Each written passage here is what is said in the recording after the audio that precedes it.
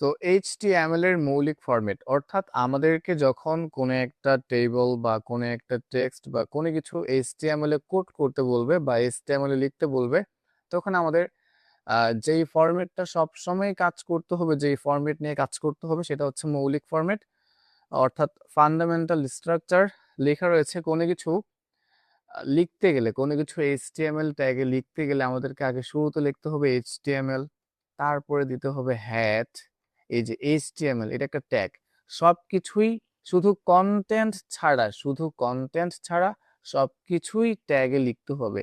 তো প্রথমে হচ্ছে এইচটিএমএল ট্যাগ, তারপর হচ্ছে হ্যাট ট্যাগ, তারপরে টাইটেল ট্যাগ, এবং টাইটেল ট্যাগের পরে এই টাইটেল ট্যাগকে ক্লোজ করা হয়েছে, মাঝখানে কিছু একটা লেখা আছে, এটা আমরা একটু পরে দেখি। তারপরে আসো, এই যে উপরে যে হ্যাশট্যাগ নিয়েছিলাম সেই হ্যাশট্যাগটাকে নিচে এসে ক্লোজ করা হয়েছে, এবং তারপরে দেখতে পাচ্ছ আর একটা নতুন ট্যাগ আসছে বডি নামের, এই যে বডি ট্যাগ, এবং বডি ট্যাগের পরে নিচে লেখা রয়েছে content of the page.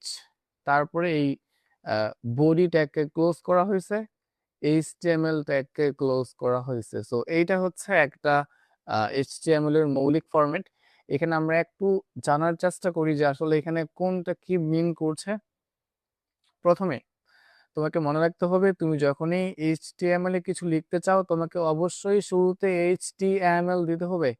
HTML দিয়ে অ্যাকচুয়ালি বোঝায় কি, লেখা রয়েছে এইচটিএমএল ট্যাগ নির্দেশ করে যে এই ওয়েব পেজটি এইচটিএমএল ব্যবহার করে লেখা হচ্ছে। ঠিক আছে?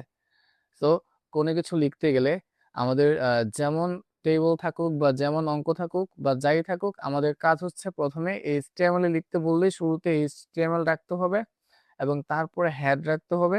এখানে বলছে হ্যাড ট্যাগ ওয়েব পেজ সম্পর্কিত তথ্য ধারণ করে। সো আমরা হচ্ছে হেডের মধ্যে বিভিন্ন হেডিং অ্যাড করতে পারি।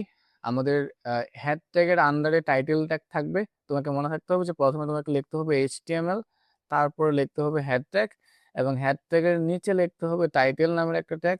এই টাইটেলের মধ্যে তোমাকে কিছু না কিছু লিখতে হবে। এই যে নেম অফ টাইটেল দেওয়া আছে, আসলে তুমি এই টাইটেল ট্যাগের ভিতরে যা কিছু লিখছো এইটার ইফেক্ট কোনোদিন তোমার পেজে পড়ছে না, এটা শুধু তোমার টাইটেল বোঝানোর জন্য। অর্থাৎ কোনো কিছু প্লে করলে আমাদের উপরে যে ইউআরএল লিংক যেমন থাকতো ওইরকম করে টাইটেল, ঠিক আছে, সেই টাইটেলে এই নামটা থাকবে।